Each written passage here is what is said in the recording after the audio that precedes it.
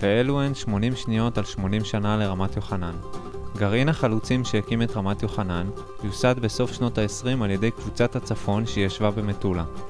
עד להתיישבות ברמת יוחנן שעתה הקבוצה בגניגר ובמג'דל, הלא היא גבעת שמיר.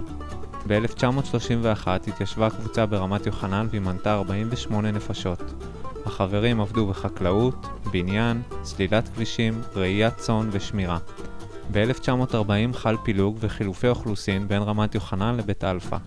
ב-1946 קם בית הספר המשותף על שטחה של רמת יוחנן.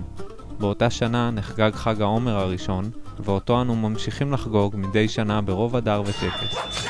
הקרב על רמת יוחנן במלחמת השחרור גבה קורבנות אשר בזכותם כולנו כאן, כשהמנגנון הסודי של הסליק ניצח את הבריטים בשבת השחורה. ב-1963 ראיית הנולד ועבודה קשה הולידו את פלרם, כיום חברה בינלאומית.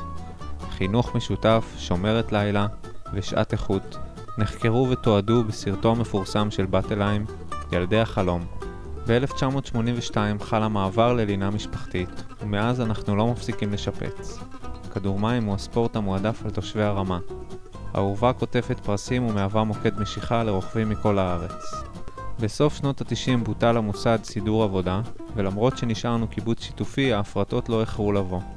הגדש התאחד עם יישובי הגוש, והרפת עם שבי ציון, קם אולפן הוידאו. היום בחדר אוכל חוץ משתי ארוחות ביום יש גם ארקדות, ספינינג והצגות תיאטרון.